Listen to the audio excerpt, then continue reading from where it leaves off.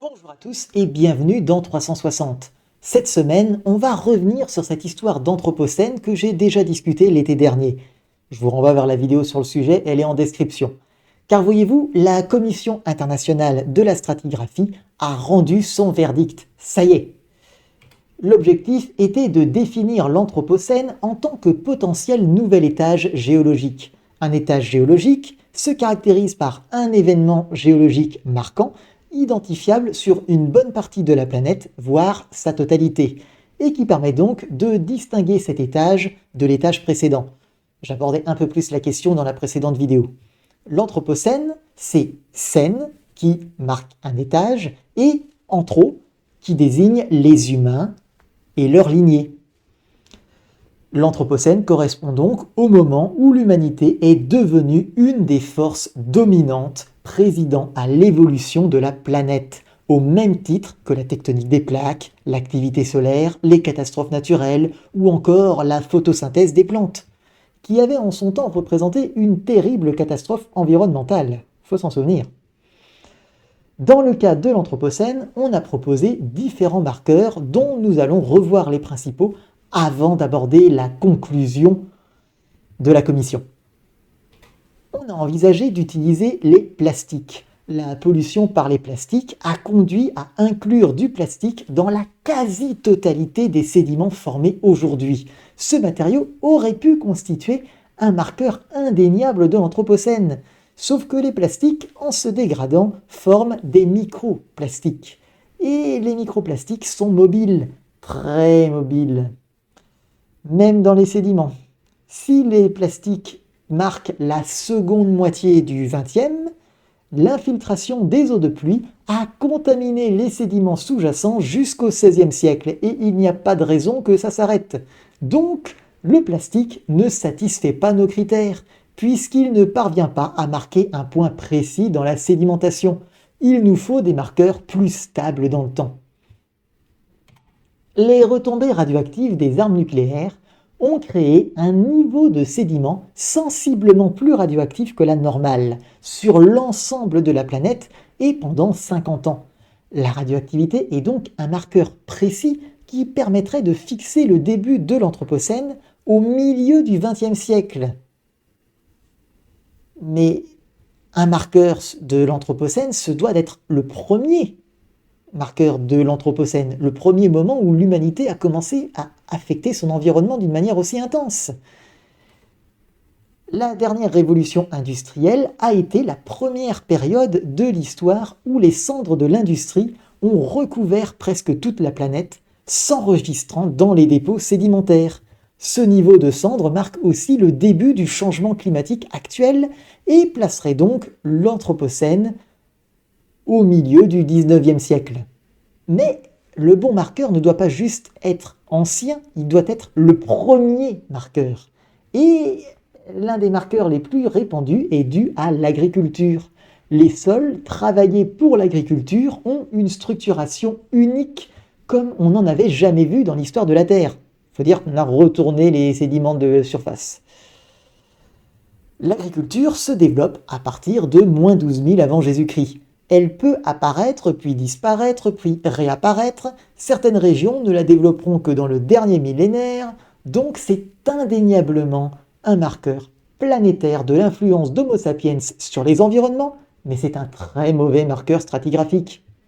Et puis, c'est toujours pas le premier de toute façon. L'élevage est plus ancien que l'agriculture, et on a montré que l'élevage a conduit au recul des forêts. Qui dit moins de forêts, dit moins de protection du sol, et donc plus d'érosion. Cette augmentation brutale de l'érosion affecte uniquement certaines régions qui y sont sensibles, comme par exemple les Alpes en Europe, avec leurs alpages, des espaces, tout ce qu'il y a de plus artificiel contre nature. Et d'ailleurs, depuis 3800 ans, l'érosion d'origine anthropique des Alpes est plus importante que l'érosion naturelle. Et avant ça, les humains aménageaient déjà leurs environnements, favorisant la pousse des plantes qu'ils affectionnaient en éliminant les autres.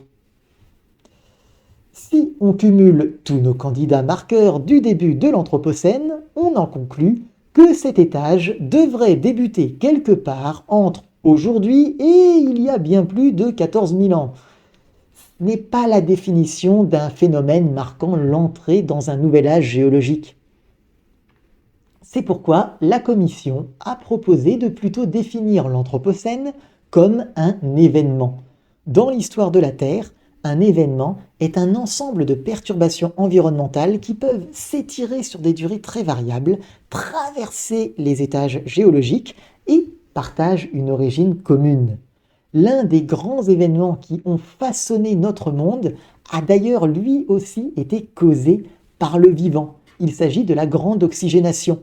Sur des centaines de millions d'années, les organismes photosynthétiques, toujours plus nombreux, ont complètement transformé l'atmosphère de la planète, changeant complètement le climat, la chimie de nos écosystèmes, les processus érosifs, les minéraux qui se forment, les métaux qui s'accumulent, la dynamique de la Terre tout entière, et provoquant au passage l'extinction de toutes les formes de vie qui n'auront pas su s'adapter à ces changements. L'Anthropocène est lui aussi un événement. Il se compose d'une myriade de changements plus ou moins importants qui, tous ensemble, marquent l'influence grandissante de notre lignée sur les environnements et les climats.